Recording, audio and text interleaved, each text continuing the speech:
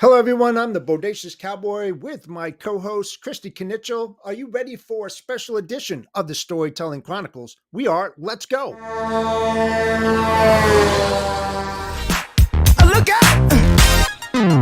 Pop, pop, it's showtime. Showtime. Guess who's back again? Oh, they don't know.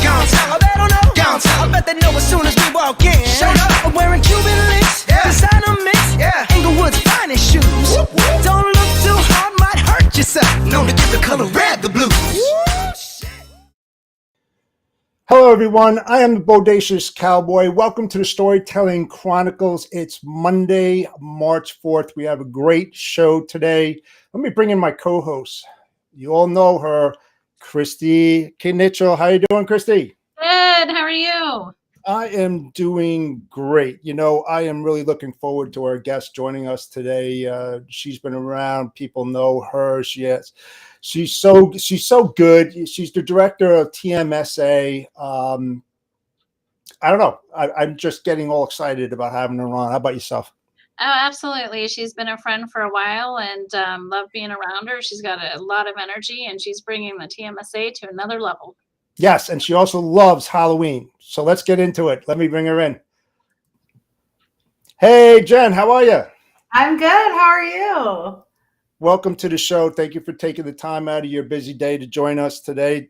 Tell everybody who doesn't know who Jen Carpus Romaine is.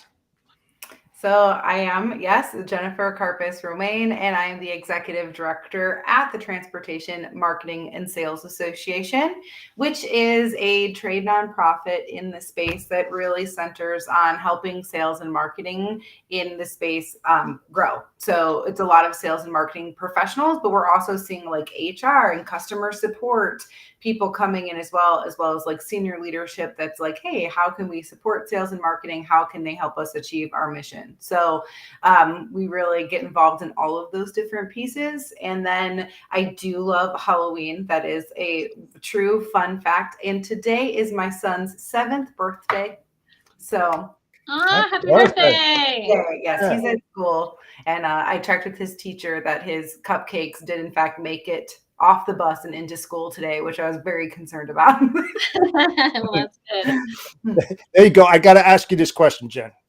How did your son's get together with his girlfriend go? Oh, it went very well. He took her on his first date like a week and a half ago, and we took her to an ice festival with us. And so it went well. And she was also at his birthday party and like introducing herself to all of his aunts and uncles and stuff, making sure that they knew which girl was in fact his girlfriend. So was he all dressed up? He did. He wore a button-up shirt. Nice. So you did. You're a good mom. I'm telling you. It was something else. Yeah, they've been, he turned 7 today, but they've been together since kindergarten. They've been together. They celebrated like last Valentine's Day was like right after they started dating. So I don't know. I mean, they're not even in the same class anymore, but yeah. He's a year in. So that mean marriage coming up. Yeah, I guess. I mean, I told him, you know, you stick with one girl until you want to move on. But you know, you don't have to commit in kindergarten. Like it's okay, but he wants to. And I'm like, okay, whatever. Well, you know, it's not unheard of though. It's not unheard of. You know, I actually have a friend real quick who was born in Valley Hospital in Westwood. And his mom was in the same room with his other mom and had a girl. So they were in their bassinets. I'm not kidding you, right? Way back in the 60s. And they're married now. I'm not kidding you. That's crazy. It's unbelievable. I mean, I don't know anybody ever. I've never heard that story where they were born on the same day. They were in bassinets next to each other and they got married. It's crazy. Yeah, that is. It's absolutely crazy. That is very crazy, I will say. And hey, we have a couple guests I see up there, Monica and Alfredo. Awesome. Thanks for joining. Yeah, thanks for joining. Sorry, hey, Jeff. No worries, no worries. So Jen, the podcast is about empowering women into logistics. Tell everybody your story. How did you get started? I mean, was this the career that you wanted to get into as far as marketing and sales? And how did you end up to where you are currently? So no, I mean, my story, with as many others, had a very like kind of path. I started my career in journalism, and as most every journalist goes, I wanted to write for the New York Times, as everybody does. This didn't happen, but what I had found was I started writing in the industry space. So I still freelance in the rubber market. I still like write for rubbers and tires and things like that journalistically. But I just really found a path here. And one of the things that I found most interesting, that I think that in terms of when we're talking about how do we empower women, how do we get people involved, or just in general, how do we get people excited about the supply chain and the space, is there's more than just one path or one job or one thing to do here. And as a more like creative brain, more the journalistic marketing side person that came in, I love talking to college kids or even high school kids about, hey, like there's a whole path in industry where you can be creative and you can do those roles because you're just not introduced to those things in the same way. So, but I always found my passion there because I loved talking to business owners in these more industrial spaces about how to tell your story, how to show that you're engaging.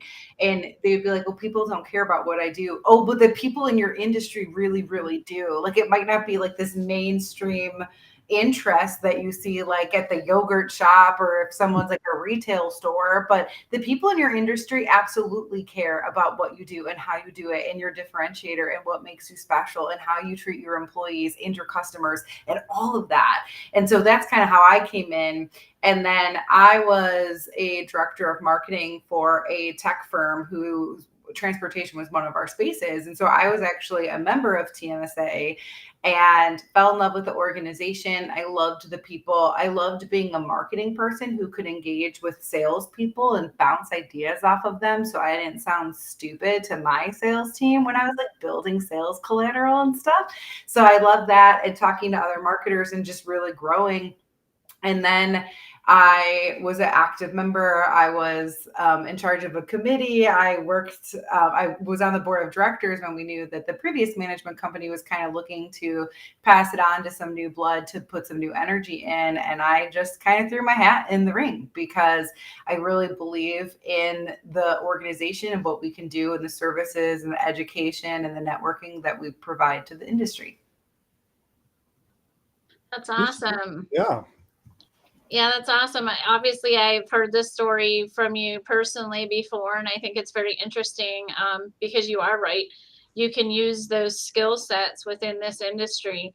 I mean, when you came into the industry, though, how was it for you as far as working with women and working with men, and like what was the ratio? And can you talk a little bit about what that looked like and if there were challenges there that you felt?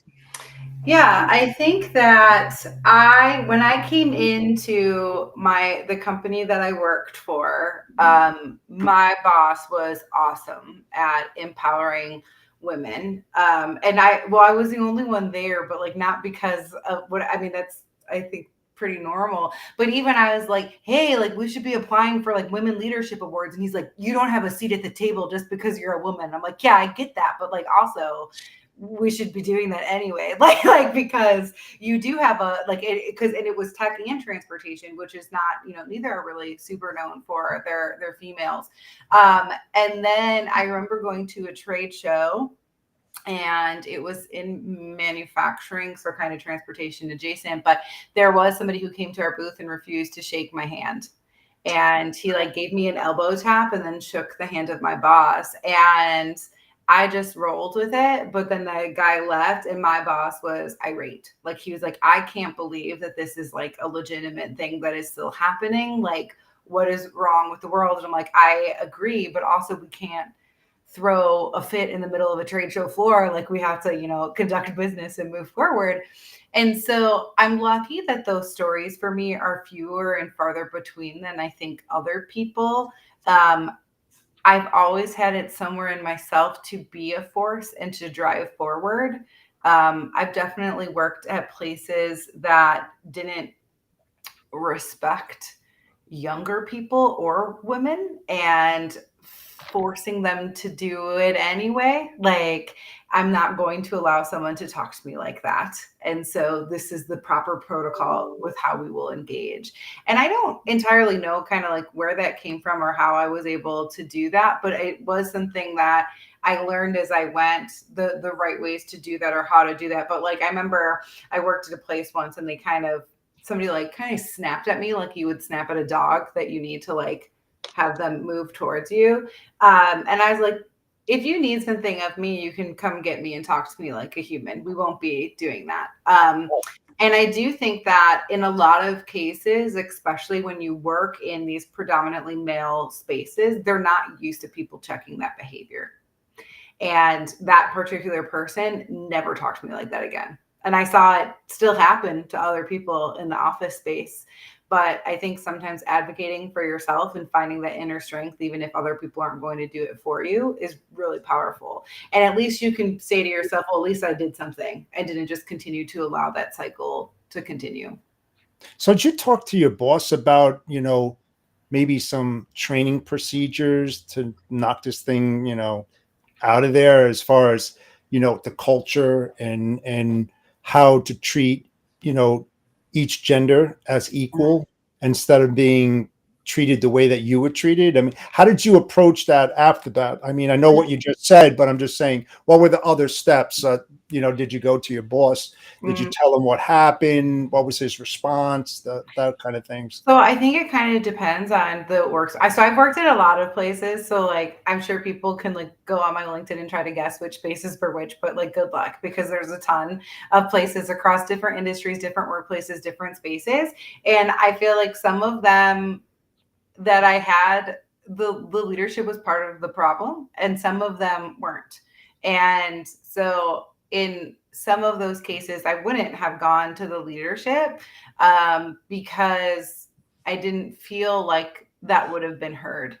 Other spaces I would.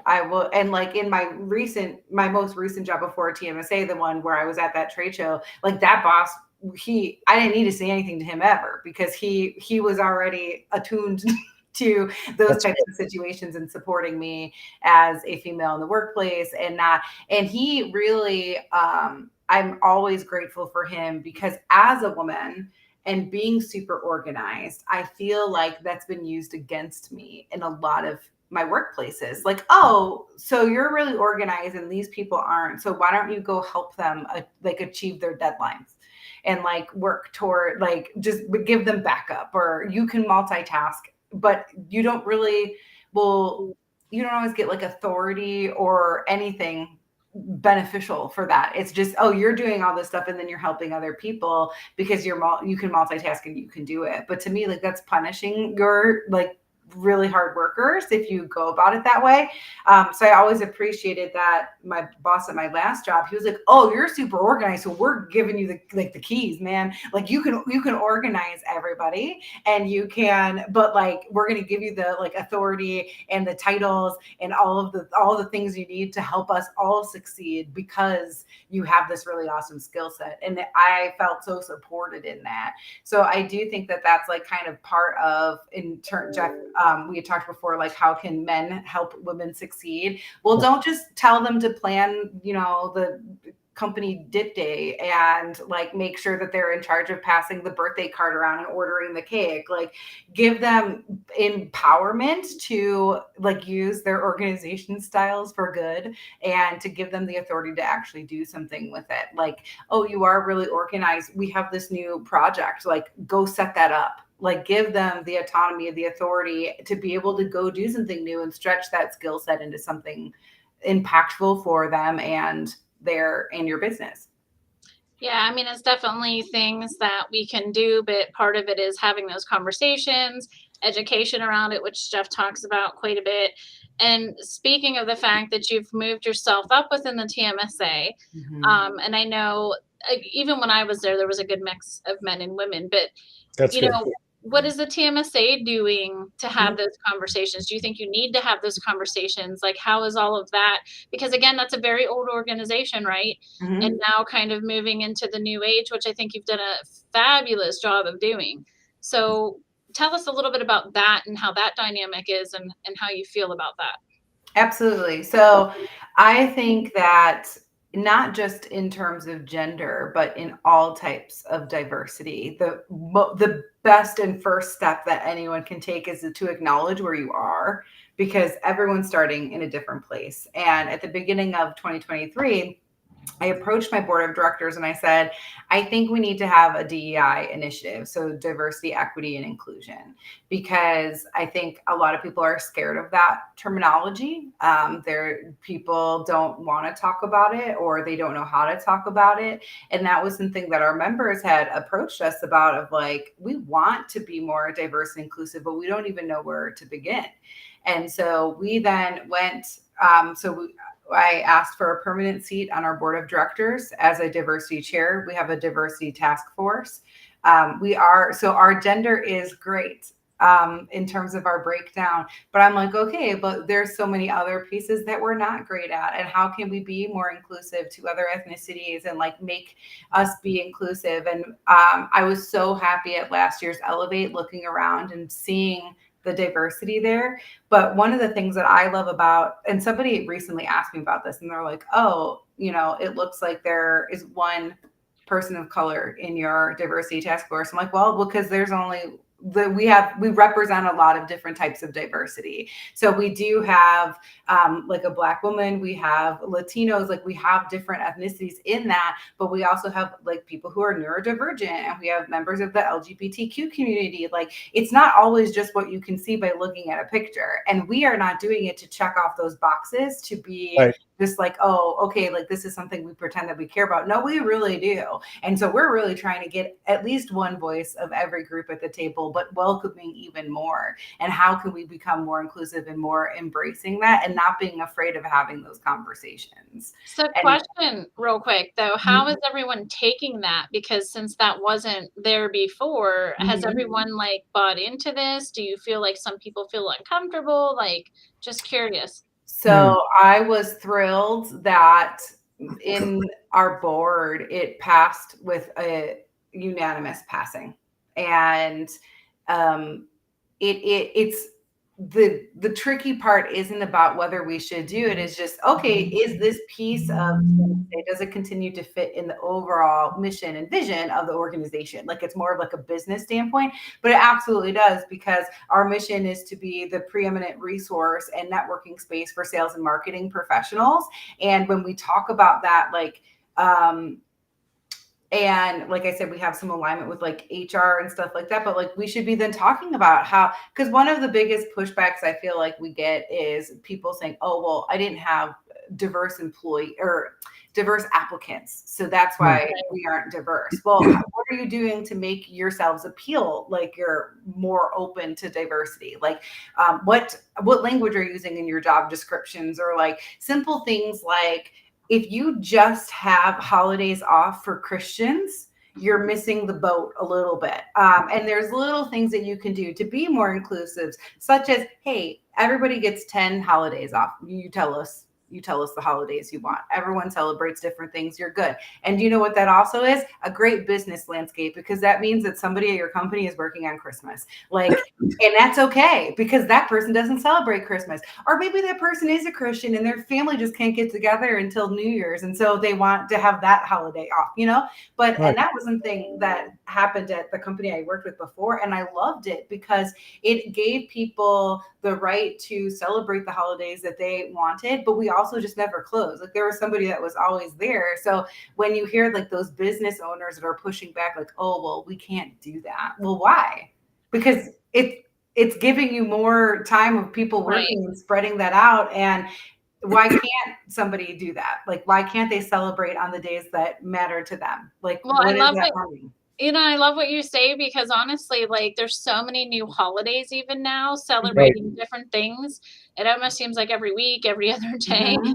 But so again, sorry, Jeff, but I'm gonna No, ask her a little bit further here. So with go. that being said, like how often are you seeing these people though take different holidays than what normally would be taken? Like, are you seeing that change? So, yeah, I do. I mean, I think it gives people the autonomy to do that and to take the holidays that they believe in and to also just feel good about that. And Hmm. sometimes people are like, oh, I don't know. I don't, the conversations are uncomfortable. So I don't want to Right. have them. Okay, well, why don't you, like, part of that is then creating an environment that just is inclusive so you don't have to have those tough conversations. So, like, one of the things that I always like, something simple is like letting people pick out their office chair.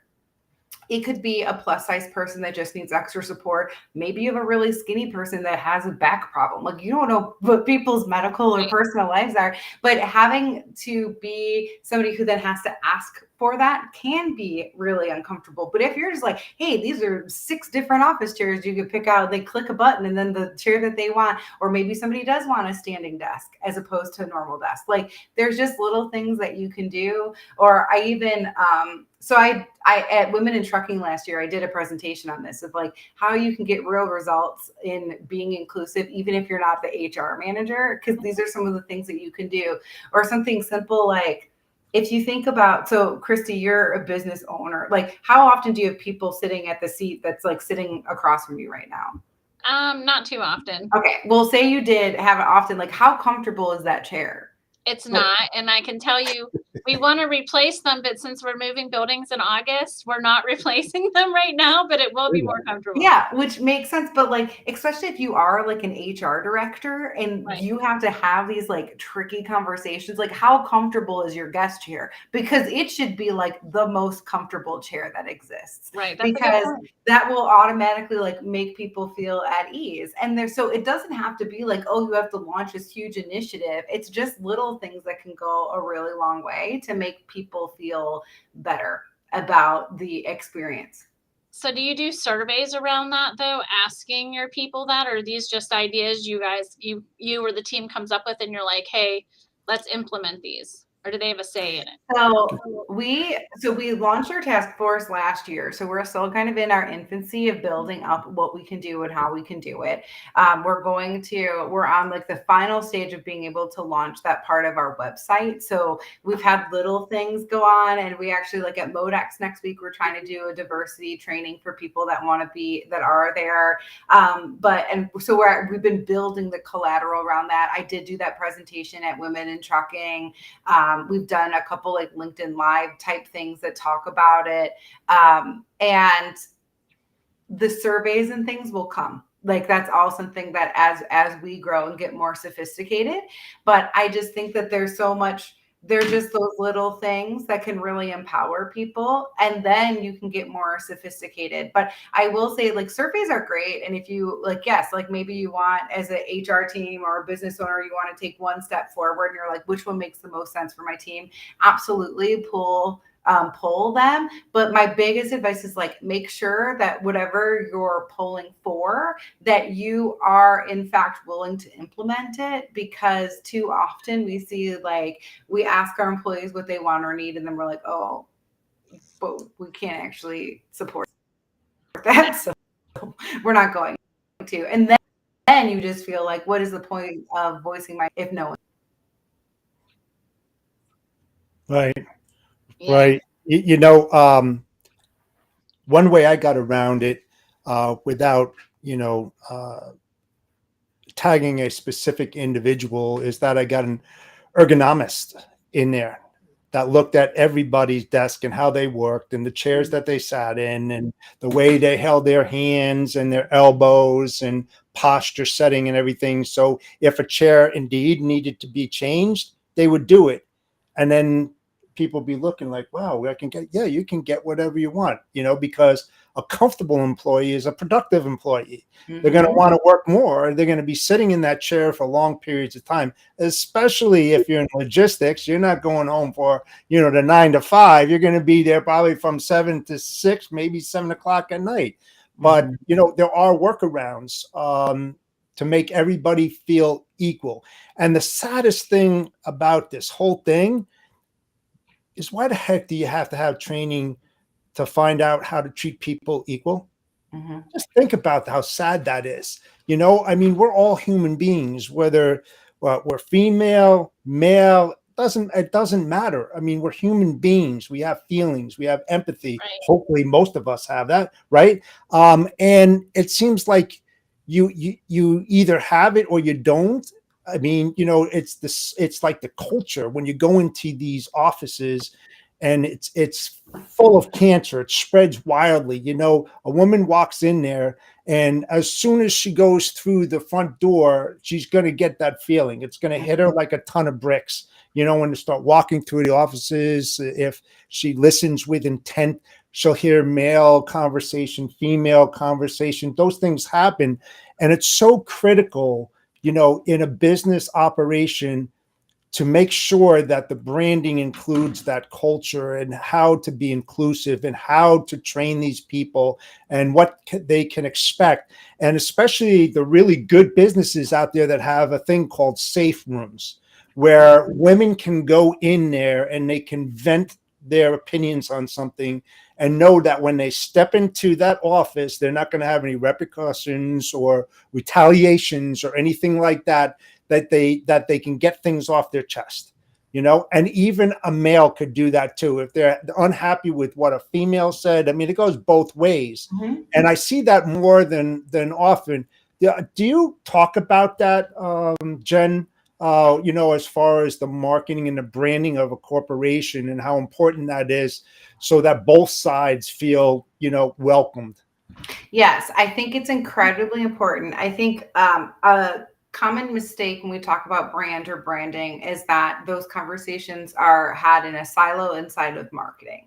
And while your marketing team can own it and be the driving force behind the brand conversation, everyone that's involved in your business is part of your brand. And that's especially true when we're talking about our forward-facing people. So sales, marketing, customer support, billing, and understanding how all of those people are having conversations with your customers is incredibly important. And then the other piece of that is, so if you have safe rooms or safe concepts, or these, we are equal opportunity in a real sense, and these are the things that we're actually doing to achieve that, how then is your HR team or your marketing team or whoever's in charge of your social media or however you're recruiting, how are they getting those messages out? And it's really important that whatever you're saying your company is doing, that you're actually following through with that. And I feel like that's like where all these connections or disconnections are happening now, because, okay, marketing's in charge of social media. We need to have some recruitment posts on here. We're going to say we have this policy, but then maybe do they actually have that policy? What is that? And so everyone has to be really involved in understanding that. And I do think how you approach diversity, equity, and inclusion are things that people are caring about, or even just the younger generations care more and more and more about what you care about as a company. Like your sustainability, your community give back, what organizations are you supporting? And so putting that stuff out into the ether is good too. But again, you better believe that you're actually doing that. And then one thing I do see companies do is like, oh, instead of a holiday gift, we're going to donate to an organization, which A, is fine, but you should give people the option if they want their gift or not. And then two, give them options of where that money will go. Because if you're saying, like, I had that happen to me once as an employee, they're like, oh, in lieu of your holiday gift, we're supporting this organization, which I would have honestly been fine with. I support a lot of organizations, but give me like 5 options that I can send my money to. Like, and that really doesn't take that much more time. And you're giving then your employee the like that autonomy, that decision-making capability of like, oh, because then they might feel like, oh, you know what, like I don't have the financial backing throughout the year to support this type of organization, but I'm so happy then that this extra money is going to go to them. But if you say like, oh, this is going to the American Heart Association and that's not I mean, we should care about hearts, but Right.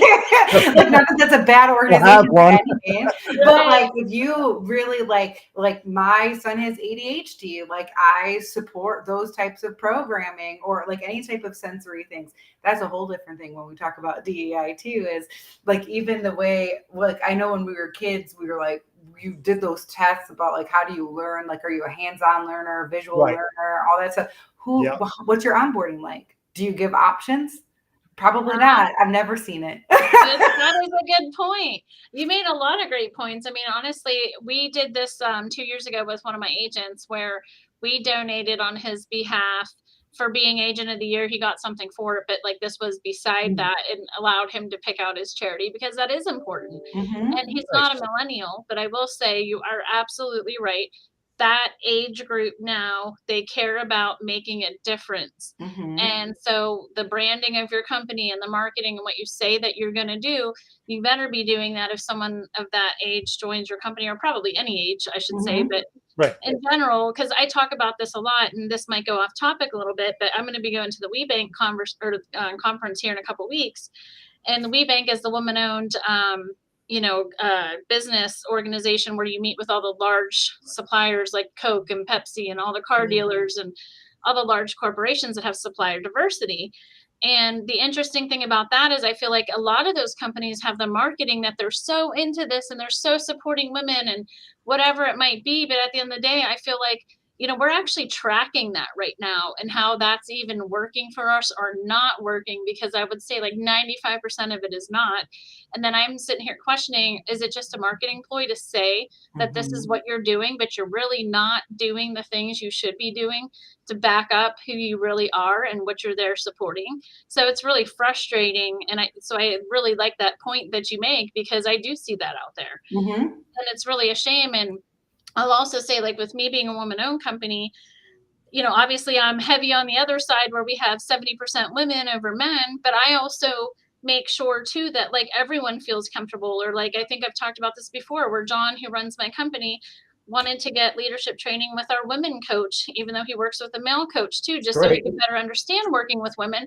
But the same thing on the other side, where some of the women work with male coaches or have in leadership training as well. And I think you have to support both so that you're on the same page together collectively. So I think absolutely. I think that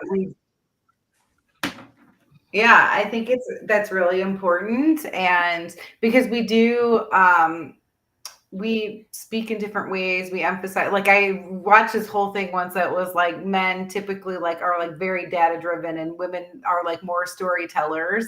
And of course that's an overgeneralization. But so like if you are a woman, learning how to present material and data and information to a room of men is incredibly important.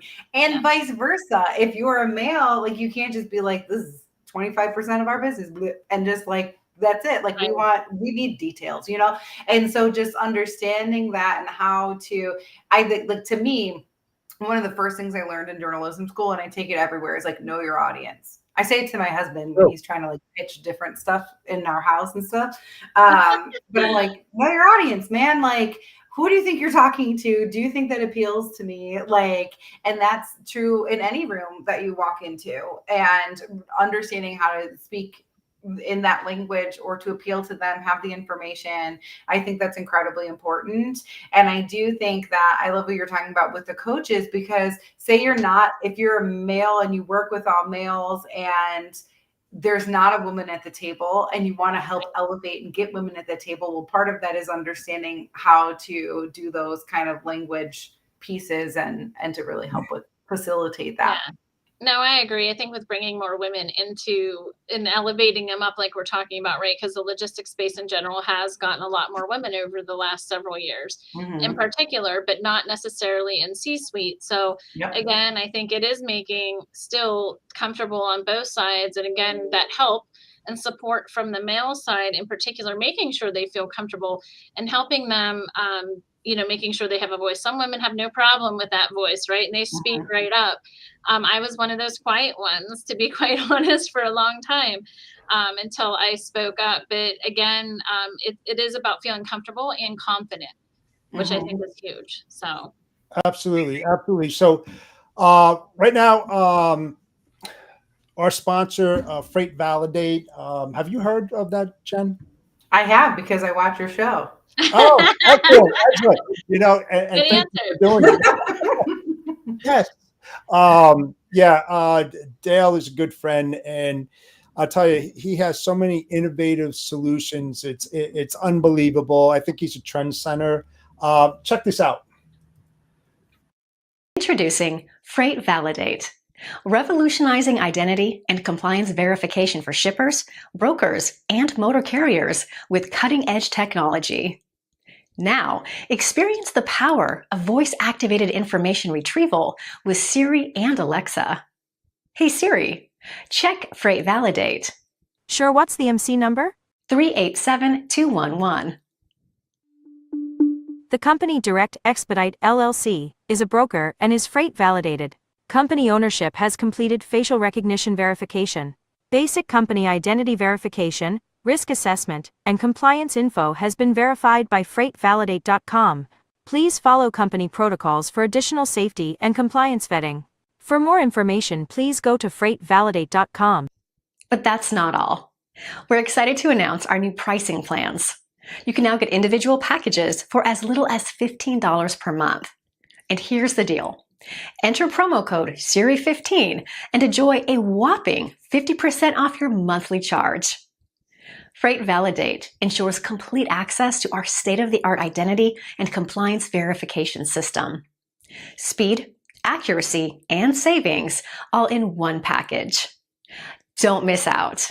Upgrade to Freight Validate today. Fraud starts with fraud. It ends with Freight Validate.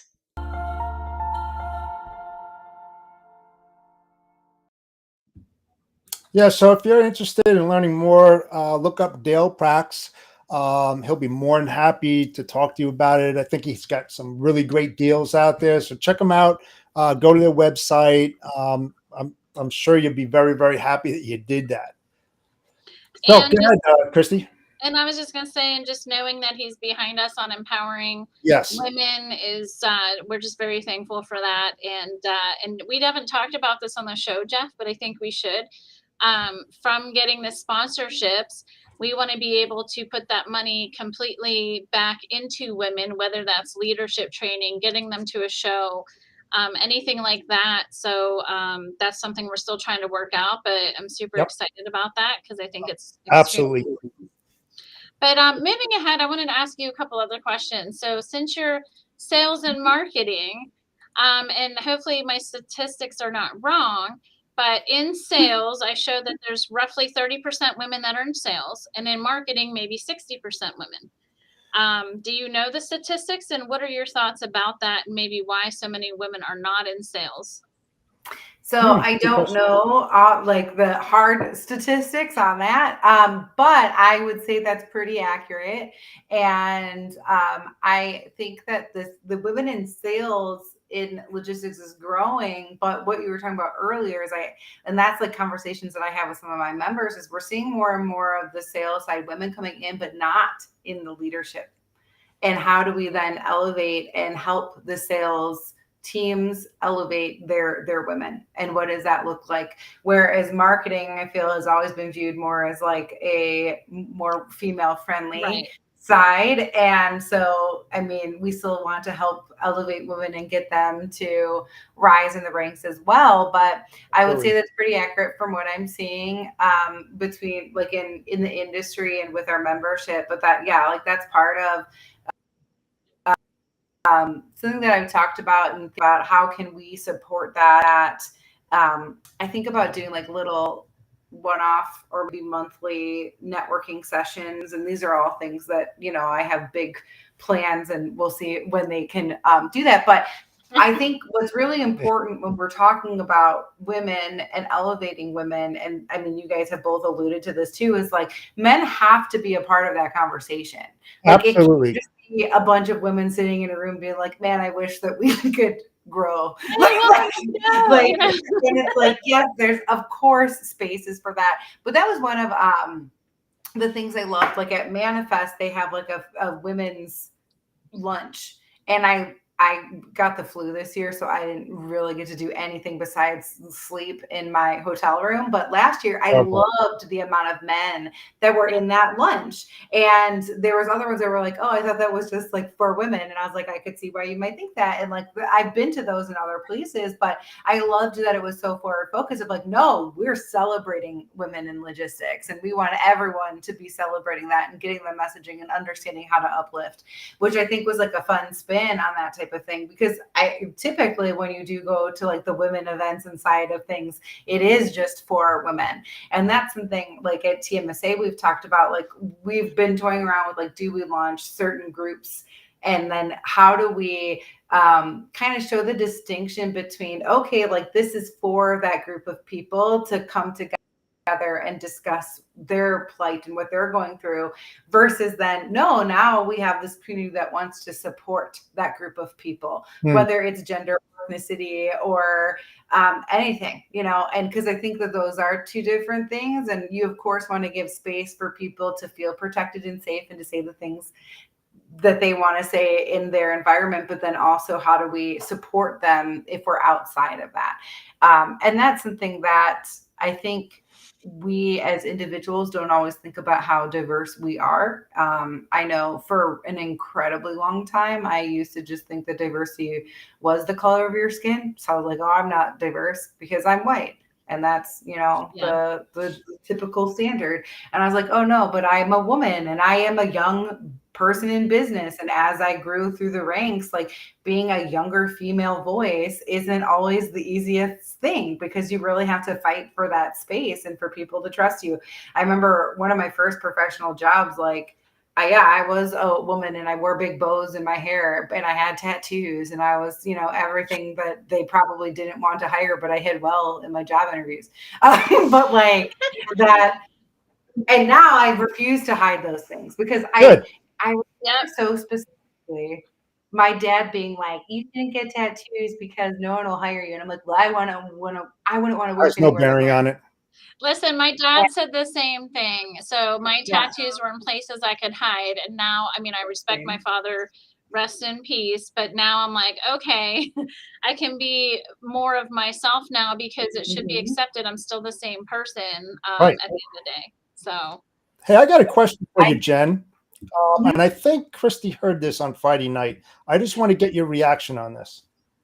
So this woman goes in for an interview, and the first question that she's asked, why are men better at sales than women? Yeah. That was like the question she was asked in her and was the job a sales role? I think so. It was like a cradle to grave sales role. Yes, she actually worked for me. I think that's a really bizarre question to ask. Just right? In general, I think maybe you could say, like, why do you think you're the best person to be this sales role?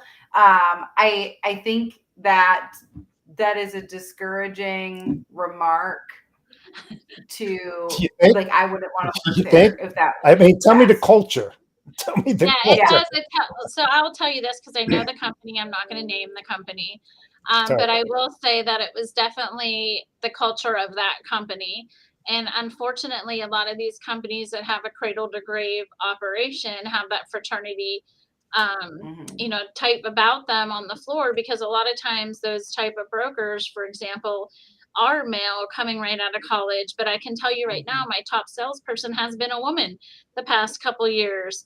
And she has like doubled some of the other salespeople that have been here. Now they're trying to chase her. So again, I think part of it is like, I don't think a woman would even feel comfortable in that culture, to be quite honest. Right. It's a bullshit question. It really is. I mean, you know, it just tells you what kind of culture. This is a male dominated industry. You know, how are you going to work with, you know, majority of the men being sales guys, you know, the sales team? That's what it tells me. That, you know, it's like Jen said, it's so discouraging. It's like, why do I want to work in this kind of environment? You know? Yeah, like it would make me feel like you think that just based on my gender, I'm incapable of the job. Now, if somebody said, you know, we're a male dominated industry, like male dominated industry, we mostly have men on our sales team, but we've realized that women have a great skill set and we want to learn how to be better. And we're hoping that you can help us evolve in the change. That would be different to me, because like, I do think that like stereotypically, like men typically have more like natural confidence. Like women, like Chrissy, you said, like I was a little quieter. I needed like, so women just might need more coaching on some of that stuff. And like on the same thing, like men may then overpromise or oversell, or like everyone needs training to be the best that they can be, and it just might look differently. But I feel like that's not, because like if you were a predominantly male sales team and you wanted to encourage women to come in, I almost would want them to acknowledge that and be like, we want you to help us be part of the change. And some women may be like, well, no, thank you. Like, I don't want to do that. Right. But some would be like, okay, well, at least they're being open and honest and want to change, and they're trying to figure out how to do that. And I think, you have to figure out your way with that. But no, being like, oh, clearly men are better at this than women. So like, why do you think that? And like, why are you applying for this job? Seems kind of like. And I feel like that's probably because they don't have any women, so at the end of the day, if you did, I think they would be superstars. Yeah. And the other thing too, because I know a little bit more than 20, 30 years ago, I think my rebuttal would be, well, what kind of policy do you have in place since you're just starting up this new role? You want women to get more involved. How are they going to interact with the men? So far. I mean, you could dig into that so far. I think that would be the next question that I would ask if I was a woman. How am I going to fit in here? What are the policies that are written? What are the work instructions? Like we talked about safe places and stuff, because guys are guys. I was one of them way back. You're at the water fountain and you're talking about sports, going to the bars, meeting women, all this other kind of stuff. I mean, it happens. I was one of those guys, and then I learned this isn't the right thing to do 35 years ago plus, and I took that with me. But it's a real shame, Jen and Christy, that a lot of these companies out there, because they're run by predominantly males in senior roles, that they don't think about that. So how do you change that mentality? How do you get them to the other side to realize? I mean, I'm highly detailed, and I love working with women because they are so orderly. They have everything in place. You ask them for something, they get it for you in 2 seconds. Compared to a guy, everything is disheveled. Don't touch my desk. I know where it is. You don't know where it is. It's that kind of thing. So how do you change that? How do you change that mentality? So it can be tricky, but I do think it's a level of respect. I don't like to generalize people, but I do feel like in the cultures where women don't feel welcomed, a lot of it is a culture that doesn't respect women. And that is step one, is like, yes, a woman is not just for your gaze. She's not just there to, look a certain way for you. She is there to work and to be an equal. And I think that can be hard to break through in some cultures. But it has to start from the top, or at least have somebody that's willing to talk to the top. And there's all types of soft skill training that you can do. I actually love that we are working in an environment and a culture now where soft skills are viewed almost as equally as those hard skills. So for sales and marketing, especially, like, you can teach someone how to sell. Like, and Jeff earlier, like, oh, we should have empathy, or most people, not everybody does. Right. But if you have empathy, like, you can teach the sales. You can't teach, like, it's harder to teach someone to like care about another person or just have like basic humanity. But I do think that as we grow and as younger generations are also coming into the workplace that just aren't learning all of they aren't learning how to talk on the phone, or I read this book and it was talking about how the first job out of college is their first job, period. And I think about working at the local donut shop that I worked at for like 12 years of my life, and all the crazy customers that I met and how to deal with them and how to like balance working by myself and working with my coworkers and working hungover and still being nice to people and just like generally not being a morning person, but having to like be kind at 6 a.m. Like those skills are really hard to learn.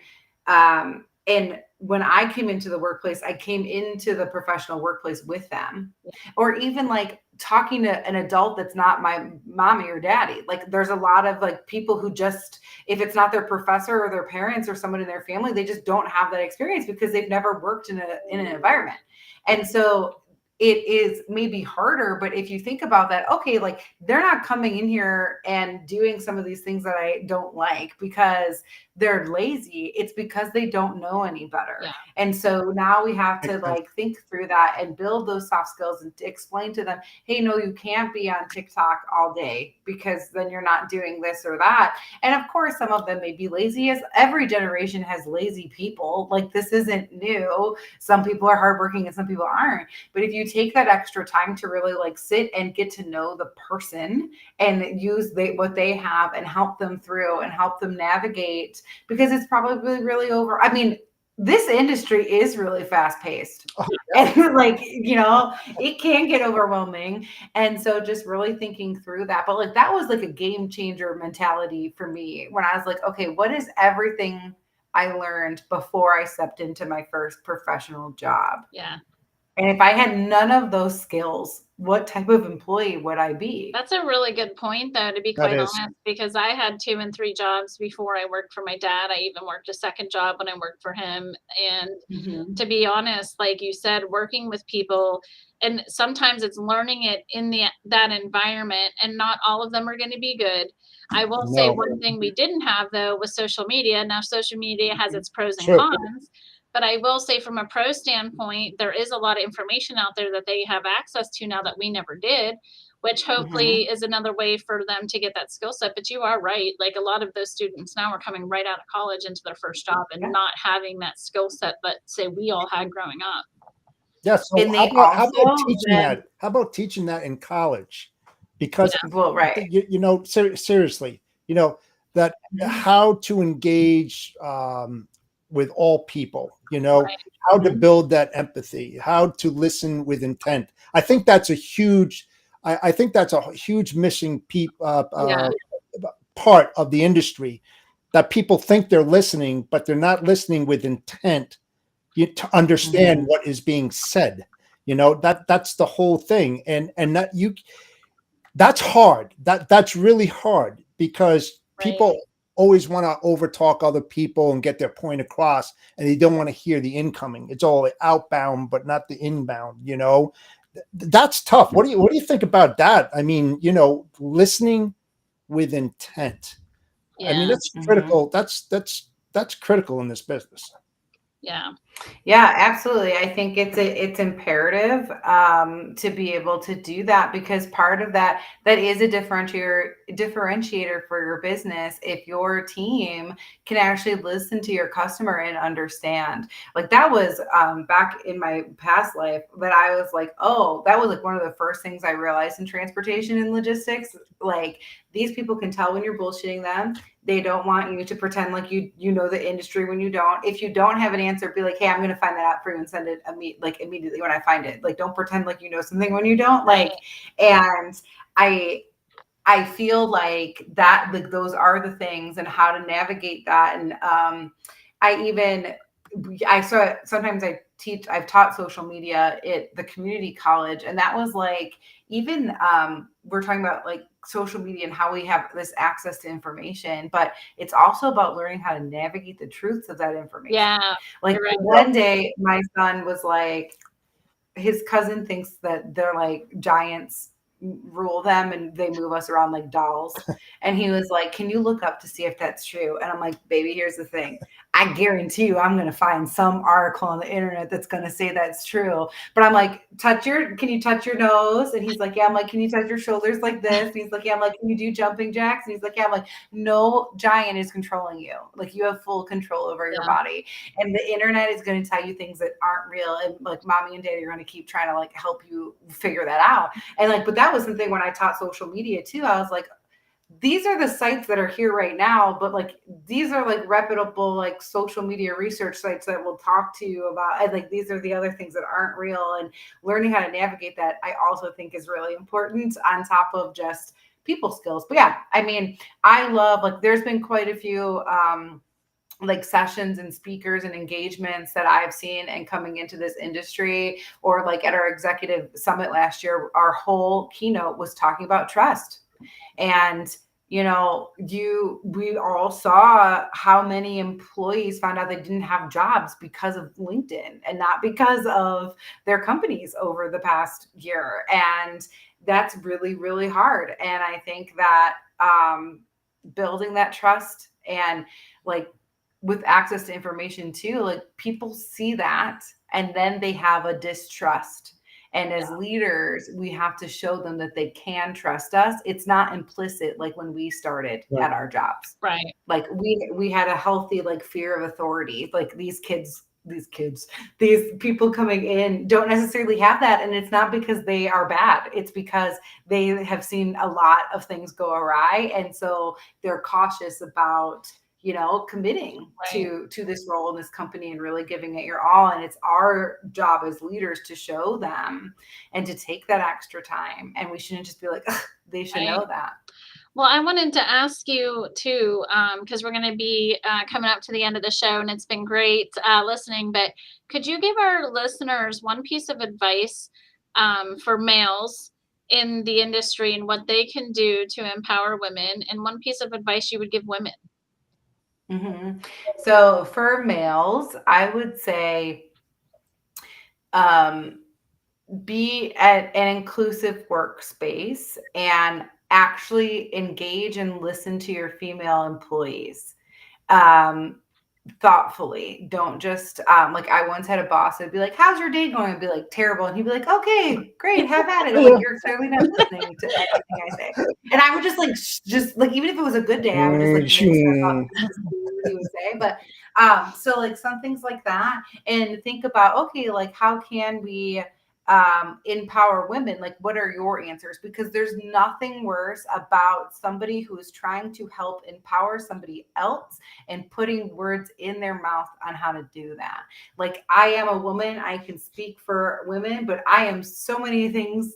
I'm not so many other things, and I can't speak for them. I need help from those communities to uplift that message and tell me how to amplify that. And then if for women, don't be afraid to then be that person. Like, you can talk about your life and your story. I feel like for me, for a really long time, I always thought that other people had it worse than I did. So I should just put my head down and not bitch about anything. But like, that's not true. Everybody has their own trauma and their own stories, and we all have a piece of the puzzle, and we should all be able to say what we want and help things move forward. Well, awesome. I really appreciate that advice, and hopefully they all hear what you're saying and put some actions in place. Yeah, absolutely. Jen, thank you so much for taking the time out of your busy day and joining Christy and myself here. Would love to have you back in the future for sure. Absolutely. Well, happy to have to be a guest on your show. I know you guys, it's funny like seeing you guys together because I know you from like different things, but just love talking to you both, and it's been a real pleasure. And I mean, I love talking about this stuff, so happy to come back. No, it's been great. You've had a lot of great insight to share with everyone and ourselves, and yeah, love it. Thank you. And where can everyone find you? Yes. Oh, you can find me on LinkedIn under Jennifer Karpus Romaine. And yes, anything TMSA related can be found at tmsatoday.org. And we do have our Elevate conference coming up June 9th through 11th. And you can find more information about that at events.tmsatoday.org. Awesome. Thank you so much, Jen, again for joining us. Both Christy and I are live every single Monday on the Storytelling Chronicles, empowering women into logistics at 2:30 p.m. Eastern Standard Time. Until next week, thank you so much for joining us. Enjoy the rest of your week, and we'll see you soon. Thank you.